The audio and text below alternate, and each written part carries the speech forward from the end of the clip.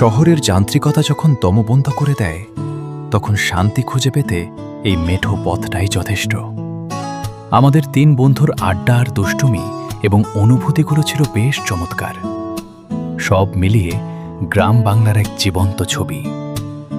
ভিডিওর দৃশ্যগুলো সত্যিই অসাধারণ। 2 পাশে সবুজ ক্ষেত, মাথার উপর খোলা আকাশ আর গাছপালায় ঘেরা আঁকাবাঁকা রাস্তা। সবুজের সমারোহ আর কপালে ছোঁয়া দিয়ে যাওয়া হিমেল বাতাস এক নিমিষেই মন ভালো করে দেয়। প্রকৃতি যখন এভাবে ধরা দেয়, তখন মনে হয় আমাদের গ্রাম বাংলার প্রতিটি কোণ যেন এক একটা শিল্পীর আঁকা ছবি। এই মুগ্ধতা ভাষায় প্রকাশ করার মতো নয়।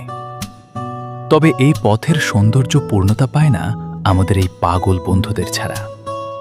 একদিকে প্রকৃতির শান্ত রূপ, আর অন্যদিকে আমাদের 3 বন্ধুর বিরামহীন বকবক আর দুষ্টুমি।